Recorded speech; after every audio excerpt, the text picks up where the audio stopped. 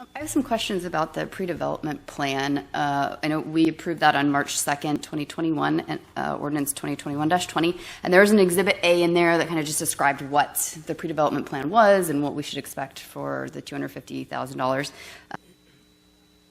That's fine. Do you not think you got your money's worth? We spent 3 hours presenting. This cost way more than $250,000. You'll get a follow-up written report, but I don't know where you're going with this. Where I'm going with this is going through the pre-development plan deliverables from what was agreed upon, and I just want to go through that. Well, this is a big project, right?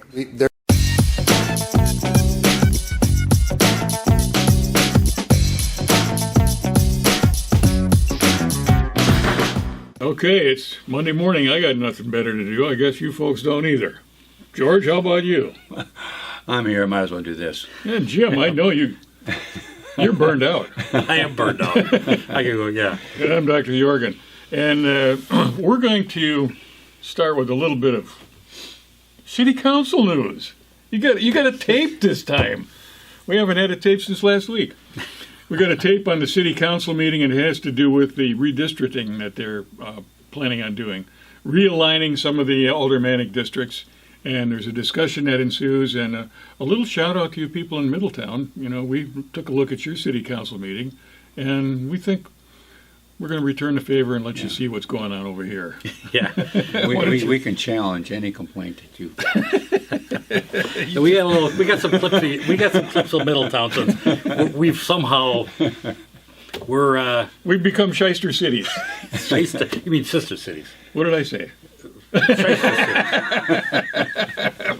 All right, let me just play this. We'll go from here. Okay. We do have a plan here for recommendation.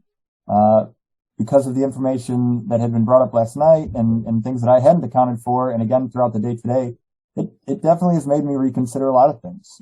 That voice is coming from, if you see where the green square is down there, that's Jason Meek, my very young fella, nice young fella. He's a good track star, and he's not a good alderman, but yeah, good. and he was president of the city council at a very wet behind the ears age. So at any rate, that's who's speaking right now. After a lot of thought and a lot of reflection on the parameters we set as a committee, the expectations of the community, and being able to re-envision my map again and again, even since last night, it's a unorthodox thing, I think, probably for me to say, but I really, honestly, sincerely, truly, I don't believe that we made the right choice last night. I think that I will support this motion to reject this plan, and I would encourage the body. I wonder what brought him to that conclusion. No, it's fine. Now, what he's talking about is in a prior meeting, they're going through various maps of the city, right, of various choices, the redistricting. So that whole council that you see up there has been discussing this at length. And now they're coming to this meeting where they're supposed to adopt one of them, and he's saying, I think we've been wasting our time. We've done a lot of things, and we really should just. Oops! Yeah. It's not as good as I thought it was. But was it a committee that was? Yeah, it was an ad hoc committee. Yeah, absolutely. And they had gone through this multiple times. They finally came up with the map they were going to use. They Jason is proposing it to the Common Council to be voted on. And all these aldermen have been through a lot of work, been a lot of time. But I don't on his own, he's saying, was it all of them? I really have a hard time living with this. Well, I think most of them weren't most of them on that ad hoc committee. Yeah. Whatever. There was a bunch of them. But the point was, there was a lot of work for it. And now he, on his own, is saying, I don't know, I feel bad about it. Well, he's speaking on his own, but I think that somebody well, was let's go a little ear. deeper. Let's go a little deeper.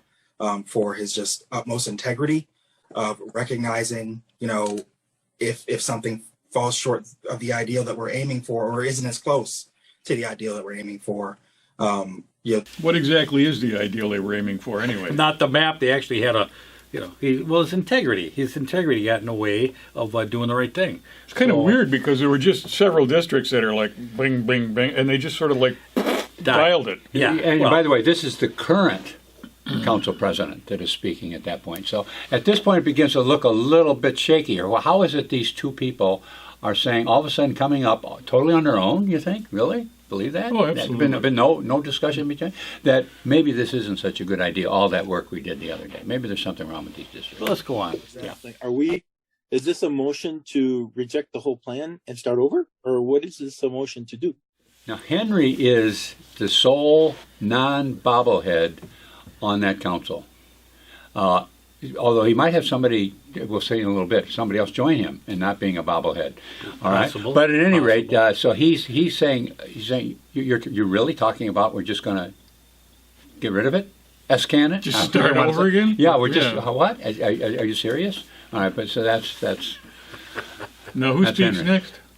The mayor. Now we Oh, have for the crying mayor. out No, loud. no, yeah. For crying out loud. Okay. Now the illustrious Here mayor. we go. Here Yeah, we go. before you use a motion to reject the maps that were adopted at the ad hoc committee last night. What you also see on the agenda attached are the other alternate maps, which could be considered moving forward. But I don't want to. It depends on how this motion goes. There, all of a sudden, Interesting. whoa! Look at Let me clear that up for you. that. The mayor has. He just happens to have another map here. Well, he got an that you might insight wanna rather consider. quickly there. Yeah. He, Yeah, I he know. was all of a sudden. He's not I mean, making any. The you know, guy has a clear eye. He could see exactly what was going on, and he explained it to Hank, who he didn't think did understand what was going No, on. Yeah. no. Well, he probably doesn't understand what's going on. Like, huh? I wouldn't either if I'd been in that situation. Anyway, so obviously they're going to adopt a different map that they got to Jason. Jason, that map isn't going to work, even though everybody wanted it and everybody agreed to it in the committee. Now we're going to change it because the mayor wants it to be different. So That's the undercurrent thing that Yeah. you're not saying is that ad hoc committee, it was their responsibility to do it, but the mayor didn't like it. So the mayor came up, and all of a sudden, two of the prime leaders, Jason Meekma and John Tate, were opposing to it, and they're going to dump it. But However, we've got another council member who's about to say something I here. heard- We're looking forward to this. decision that if the ad hoc's recommendation was denied, it now leans on this full body to bring forth what map makes the most sense. But we would be doing a huge disservice if we move forward and you have only been able to look at one map without the details. That will say a lot to me if you guys vote yes, because this did not give you enough details to make those assumptions. Did you notice the mayor's like, oh my God. whoa, where did she wasn't come from? expecting that. Not, but here's what happened. They voted the new map in anyway. So it Oh, didn't did matter. they? Oh, yeah. good. That's, voted the mayor's map. What is really the difference, though? If you move a blue bobblehead to the pink bobblehead to the green bobblehead, and then the other bobblehead gets a little section of the blue bobblehead. well, What's I the think difference? there's a lavender one over here. Yeah. in So the I mean, corner. what's the difference? Well, there must be a difference, or they wouldn't be going through all of these Well, distortions. obviously, I they're mean, making- We kind of know what's going Yeah, on, yeah. but Well, they're making what they're doing is they got a couple of those favorite aldermen that are going to lose or have the potential of losing because the community's caught on at their crap, and so they're creating a safety zone. it's just politics. It's Racine politics, but Well, my objection to it is that mayor is so obviously running the council. Oh. I mean, all these aldermen get together, go over these maps, come up with a decision, and on a moment's notice. Remember, there was no discussion being had. That's what Becker Caprellian was pointing out. There's no discussion on this, and we're going to adopt this, and then nobody's even looked at it yet. And they did. They did. That's what we got going on here, folks. and that's not the first time. That's over and over again. So you want to know how an event center, how much work you had to do to overpower that kind of mental capacity? I want to get to Middletown because we kind of want to look at. We did pull up the Common Council that was sent to us, their Common Council, and it really. We couldn't really let it go. We had to kind of take a look at it. So we are going to do it. That's the end of us. We're not going to be in Middletown anymore. We're going to just do this. And, Yeah. But there are certain parallels between the two communities that were just so absolutely, and so it obvious does mention needed a Racine, comment. and so it does kind of it does take us into Racine. So Well, and you as a compassionate individual took on this Middletown project, right. and I commend you for that. yeah, okay. And, Well, we did get we got a lot of views and we got a lot of feedback, and we appreciate it. We got people in Middletown really. I didn't actually anticipate that. Well, we have more in common than I thought they did when I Yeah. first heard about them. I didn't Yeah. realize about their historic past, and you know, you had a really nice past, like we do. You know, we were a empire in manufacturing. We had a lot of power here, and it's gone. You know, most of it. So, and you know, likewise, are facing a current situation that is as nice as your past, and you know, so we have more in common than I thought. So this next clip is just a few moments from what was nearly a 7-hour meeting over in Middletown, and what we're seeing is this young woman who's mayor of that town questioning these guys who have come in with this big plan for it was $3 billion, now it's up to $1.5 billion. Yes. Of course, that was a couple hours ago. It could be $1.7 billion now. You never Massive know. project. It'll be two. It'll be two before Yeah. it's done. But anyway, she's throwing some questions at them, and their response to her is, I was kind of astonished when I saw it, the way Yeah. they reacted. Like, how dare you ask us questions? You know? Well, let's rip into it and see. Yeah. Talk about it. You said that there's no city pledged funds. Does that mean you're not referencing the $7.5 million ARPA dollars, the city pledged funds? That's correct. I mean, they are our tax dollars in one fashion or another, whether they come from federal or not. And to say that, you know, we're not taking away anything, I would say that we're taking away opportunity from other potential projects. So I would just caution at how that's referenced. One thing I was very impressed, we haven't had a mayor able to ask questions like that for a long, long time. In fact, I don't ever remember having one. We had a council member, Sandy Widener, who could do that. But you folks are really fortunate in having this type of person up there able to ask questions like that and inquire into things like this. When it comes to, particularly when it comes to big projects like this, And a representation of the citizens. I mean, we'll go into this a little further, because when I started to rip this thing apart, I was like, where are the citizens involved with this? You know, because I mean, they popped this project on them like they did in Racine. Yeah. But you know, these citizens prior to this meeting was about 5 hours of citizens saying, "Hey, you know, why aren't we involved? How did I just hear about this? You know, what kind of land are you taking?" I mean, a lot of questions. So to just drop this on a community shows the disrespect, I think, for the citizens. But you know, I call it arrogance, but that's the same thing. Yeah, Right. it's My perspective, I mean, I'm just basically, 9 months ago, no one contemplated one of those dollars. We didn't have them, they weren't coming. And for whatever reason, if you agree with it, don't agree with it, that act happened. And in effect, a windfall came to the city, which is magnificent. It is allowing us to do things we would have never, ever done. And what we've proposed to all of you, obviously, is that those use be in the most strategic possible way, to hit on at least 3, maybe 5, maybe 6 highly strategic, very important, highly prioritized economic development projects. This is one of those. So yeah, it's really important, but this is not money we ever had. This is not money we ever relied upon. And this is money that came to us as a windfall. And as a result of it, we're here today. Number one, absolutely, we would not be here today having any of these discussions if we didn't have The that money. funding on what it? he's saying basically is that I'm first in line for this money, and therefore you should be listening to me. But that's all he said there. He said, "This is money we've got," But Dibs. I got dibs on the $7.5 million. That's the only argument he's got there. and I got my buddies right behind me. You know, Yeah. And we're going to come up there and show you how we're going to This take guy that. had a project in Racine. Yeah. Yeah. And you probably all recognize the voice of Jim Palahniuk, or maybe you don't. But anyway, Jim was the city manager. Oh yeah, here. yeah. I forgot to say. Yeah, it was. Yeah, we all know that was Jim Palahniuk. We The all city recognize his administrator voice. is manager now. We've heard He's got him more for many, power many down hours. there. Yes. Yeah. Oh my gosh! All right, so now she's going to ask, "Where's the how are we financing this?" Funding on it and where that will be coming from on the developer's end. I know in the YouTube video you mentioned pension funds. Like I said, the short answer is I can't tell you exactly where the money could come from. I can tell you I'm confident that we can raise the money because we've had conversations with people. Are you interested? Yes, I'm very interested. When you have the package, let's talk. Well, right now we're developing the package. That's why we're here. Which of the 5 pension funds have you spoken with yet that you referenced in the YouTube? Well, Bob, you around? Bob? Bob? Where's Bob? Where's Bob? Bob Can't come on. You know, they're talking about more than $1 billion project, and he can't remember the names of anybody who's interested in it that has money. We did talk to him, though. Yeah.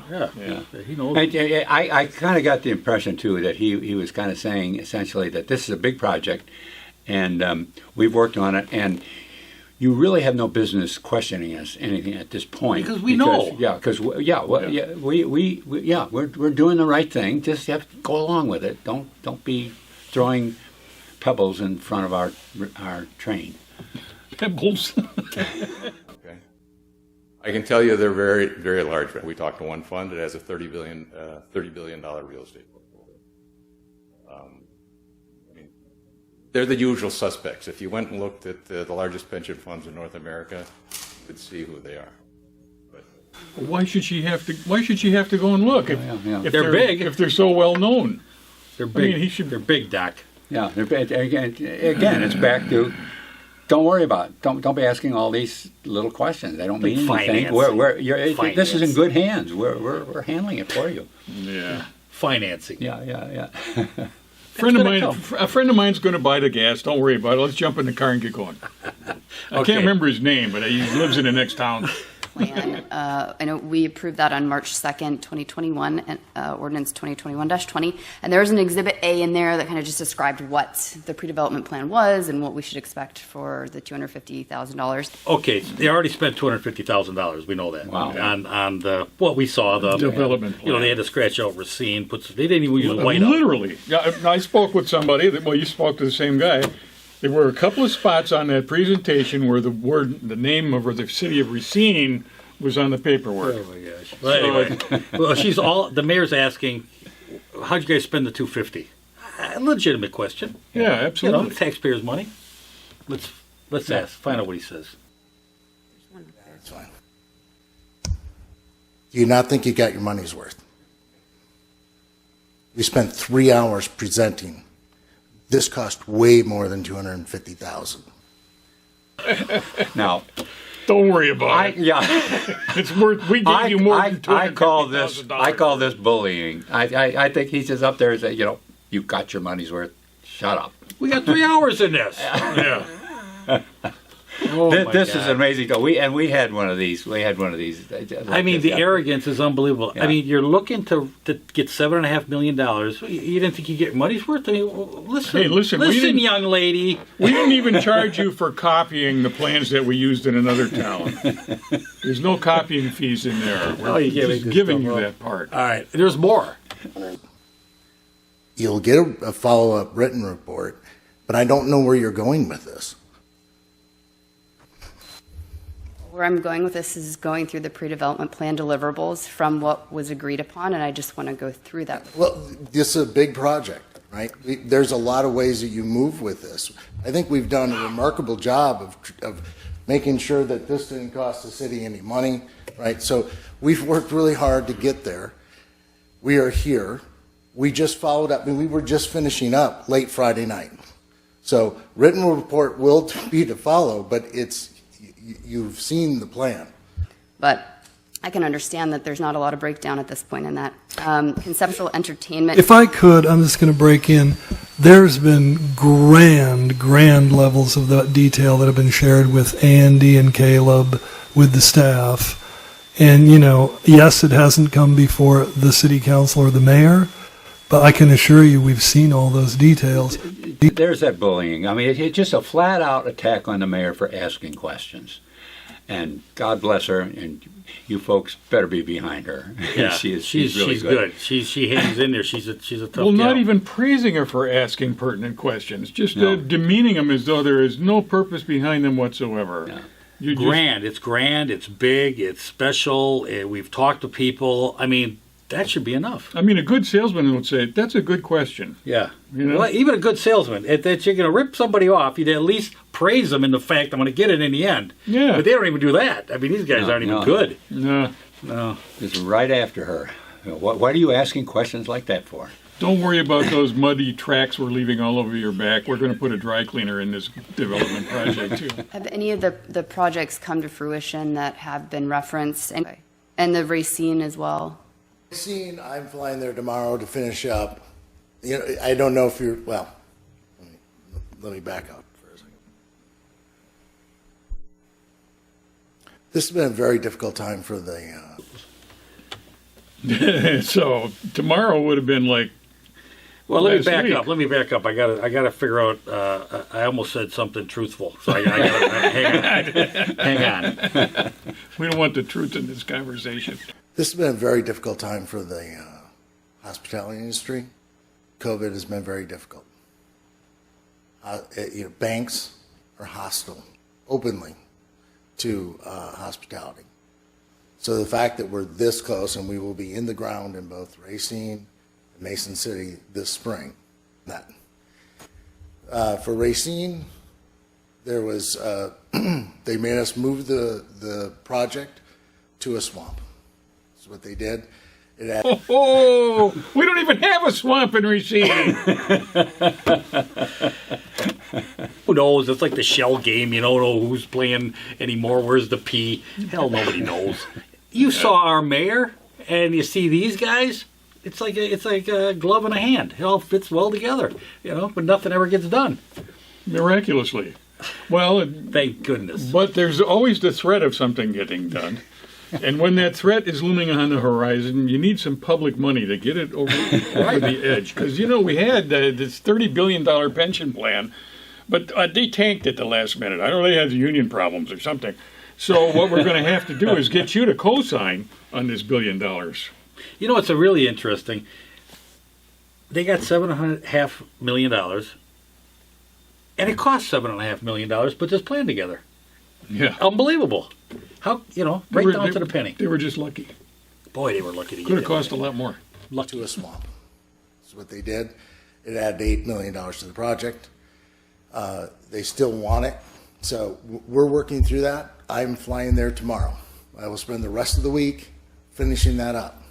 Once that gets done, and part of that is we wanted to add 650 units of retail, or not, sorry, of residential, and that makes it a mixed-use project, which makes it financeable for us. Straight up, hotel convention center is not. You know, that is a flat out, just a totally obnoxious statement. Because it's now mixed use, we have commercial now, residential, because it's a mixed use project, it's now going to work. Huh?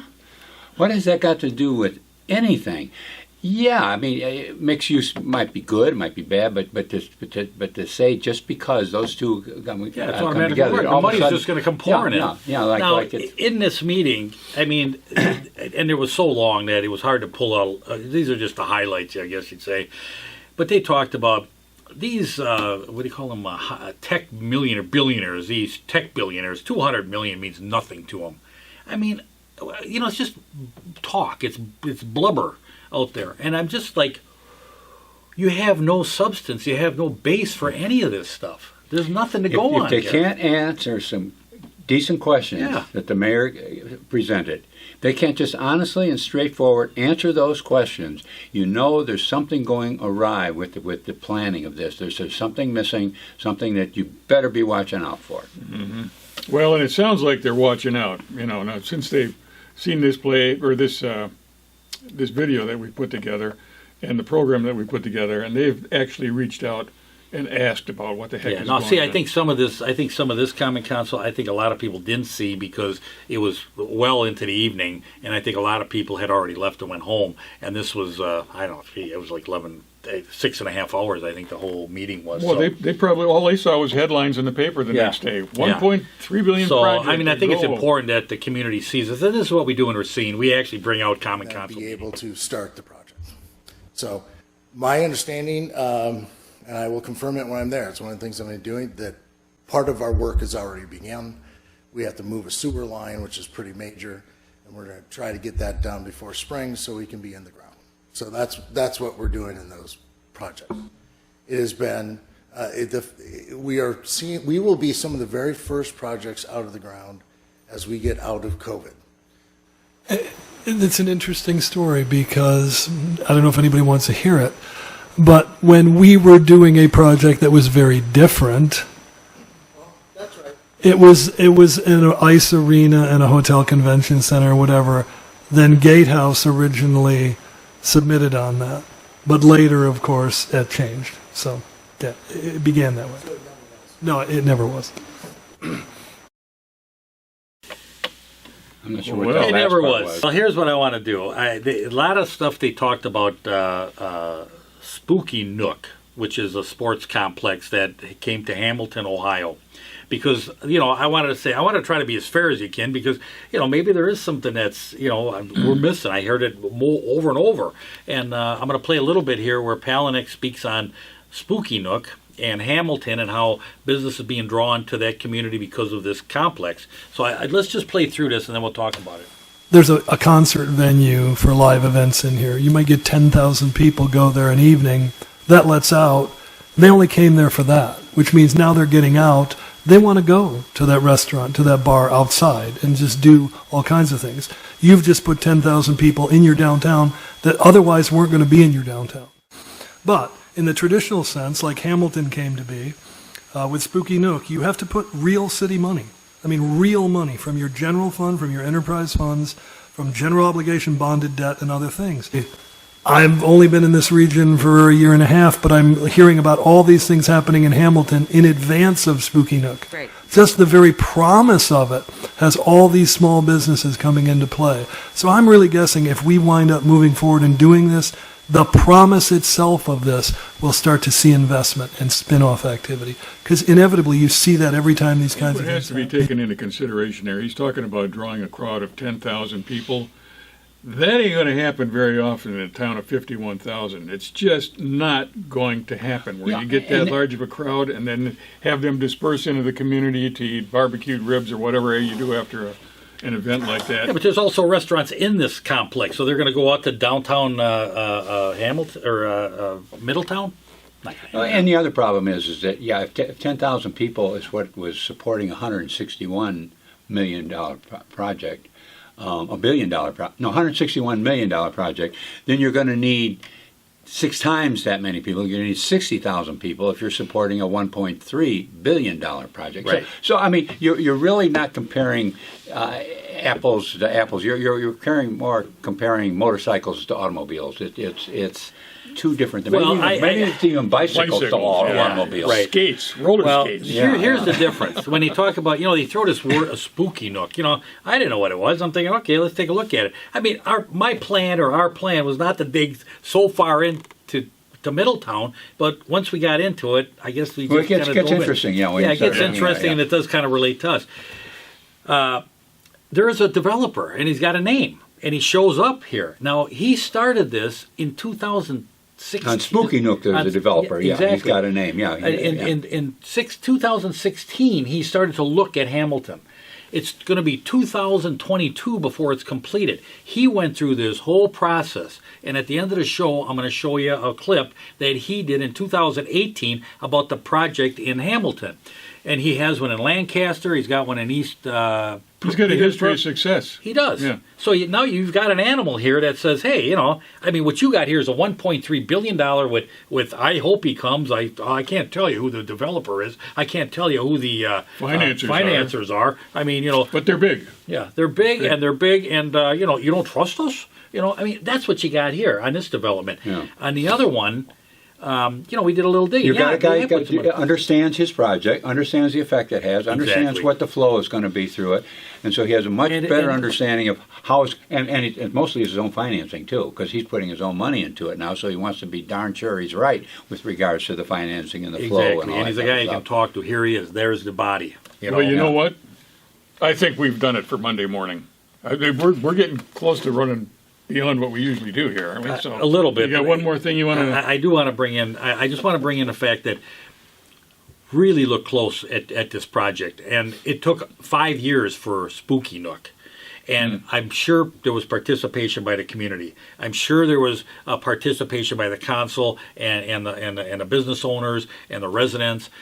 You've got a project here that you're ramming through a 1.3 in 2 weeks. I mean, it's astonishing. They tried the same thing here. Thank goodness we had some people here that kind of rose to the occasion to at least review it.